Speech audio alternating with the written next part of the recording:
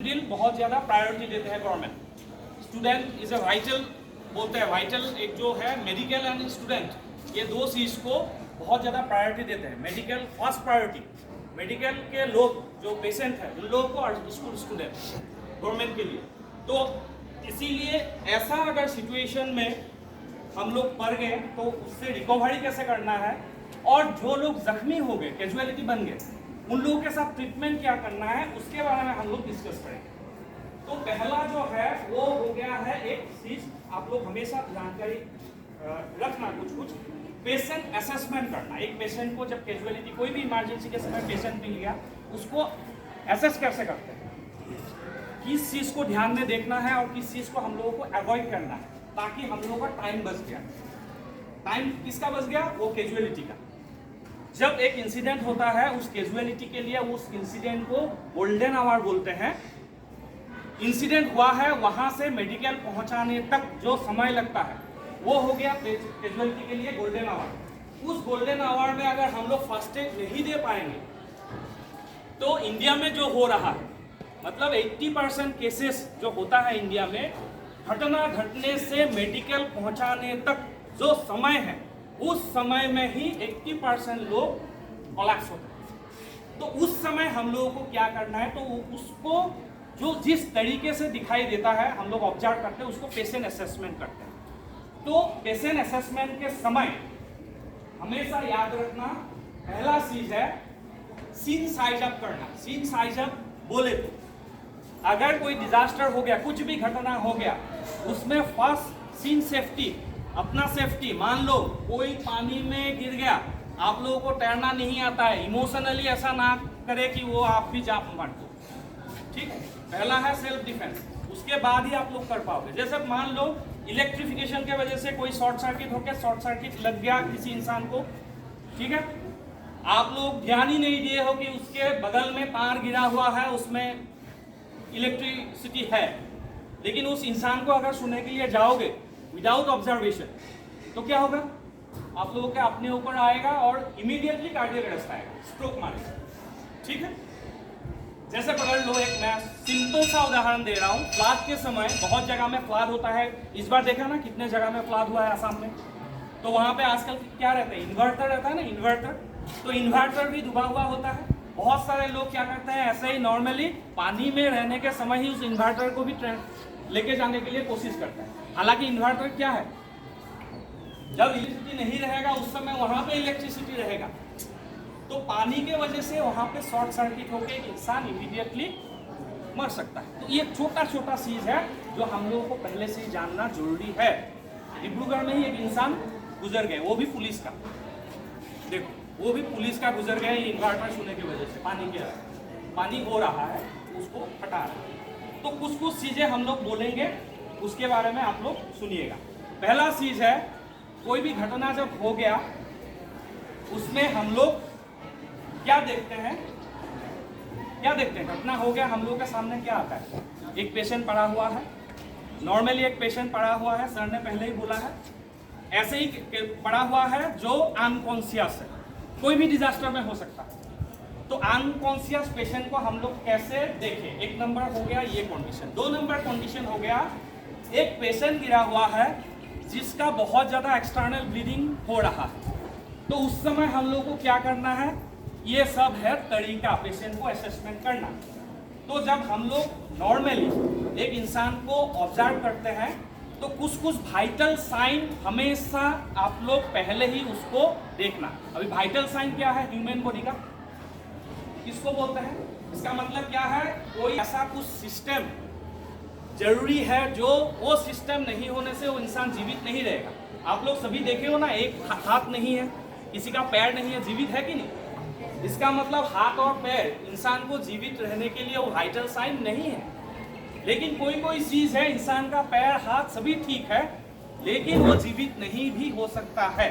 तो अभी कौन सा चीज है इंसान को जीवित रहने के लिए जरूरी है? पहला, डिजास्टर में हमेशा कैजुअलिटी रेस्पॉन्ड करने के समय ये चीज देखना, कोई भी डिजास्टर। तो पहला वाइटल साइन क्या है हम लोगों को जीवित रहने के लिए? हार्ट, सांस। यस, एग्जैक्टली, जो हम लोग सांसें लेते हैं, ठीक है, एक्सहेलेशन, इनहेलेशन। तो कभी सोचे हो कि हम लोग जो सिस्टम ऊपर वाला ने दिया है, जन्म होने के बाद जो स्टार्ट हुआ है, वो इंसान एज होने के बाद वो सिस्टम जब गुजर जाएंगे वो सिस्टम बंद होगा। लेकिन it's a continuous and voluntary process है कि नहीं, कंटिन्यू चलेगा। तो वो हो गया सांस से एक वाइटल साइन है। कोई भी डिजास्टर में पहला इफेक्ट होता है सांसों के, सांस से बंद कोई भी डिजास्टर, क्योंकि पैनिक होगा उस समय, शॉक होगा, बहुत कुछ ऊपर का कोई भी चीज, ठोस चीज शरीर में आके गिर पड़ेगा, एक्सीडेंट में ऐसा होता है। अच्छा, सांस हो गया। तो मैं क्वेश्चन करना चाहता हूँ यहाँ पे, मेडिकली सभी एडल्ट, मेडिकली एडल्ट किसको बोलते हैं? 8 ईयर्स से ऊपर जितने भी लोग हैं सभी मेडिकली एडल्ट। पर मिनट एक ह्यूमन एडल्ट कितना सांसें लेता है वो जान, क्योंकि डिजास्टर के समय अगर उसका सांसों का प्रॉब्लम हो गया तो हम लोग को उतना तरीके टोटली पंप करने का शक्ति नहीं रहेगा उसका। तो इसीलिए एडल्ट को कितना चाहिए पर मिनट? 12 to 20 के अंदर।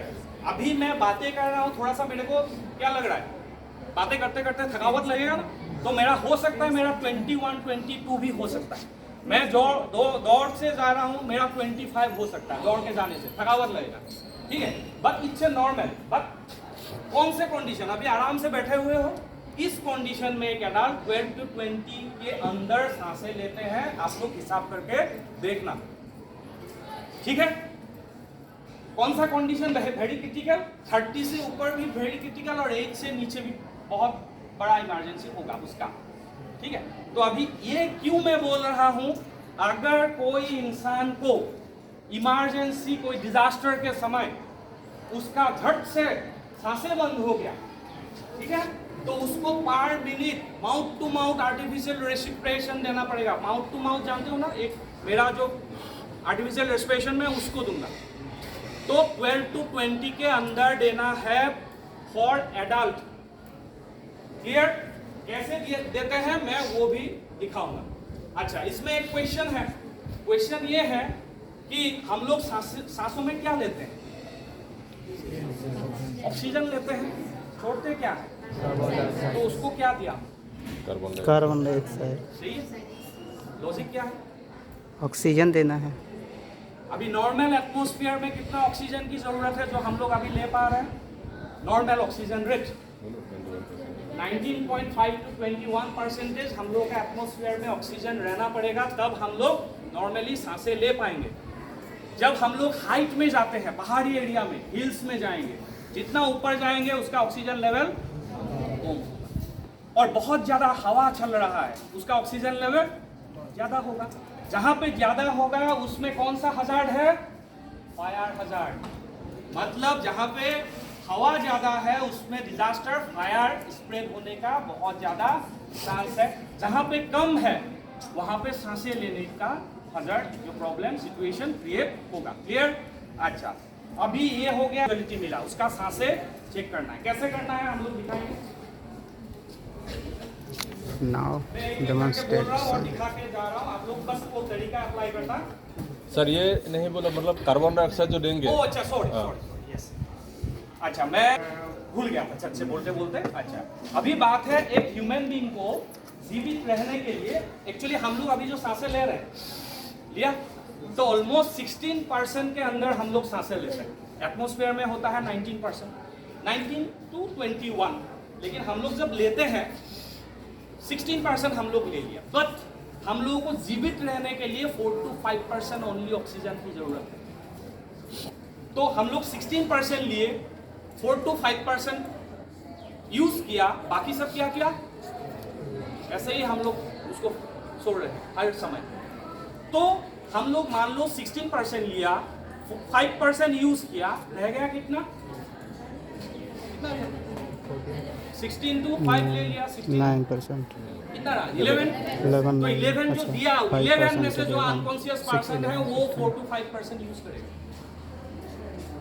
सिर्फ हम लोग कार्बन डाइऑक्साइड नहीं छोड़ रहे हैं, उसमें से जो ऑक्सीजन जा रहा है उसको बचाने के लिए, उसके लिए वो काफी है इमरजेंसी के समय। इसीलिए सीपीआर में, CPR you know that, sir बोले पहले, सीपीआर कार्डियो पल्मोनरी रिससिटेशन, वो जो ऐसे देते हैं, ये सब टेक्निक के लिए आप लोगों को ये जानना जरूरी है, क्योंकि कोई भी डिजास्टर में ये सब घटना पहले आता है।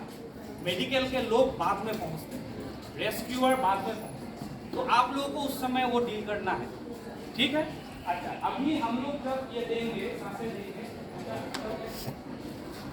क्या करना है, पहले कोई भी इंसान अगर ऐसे गिरा हुआ है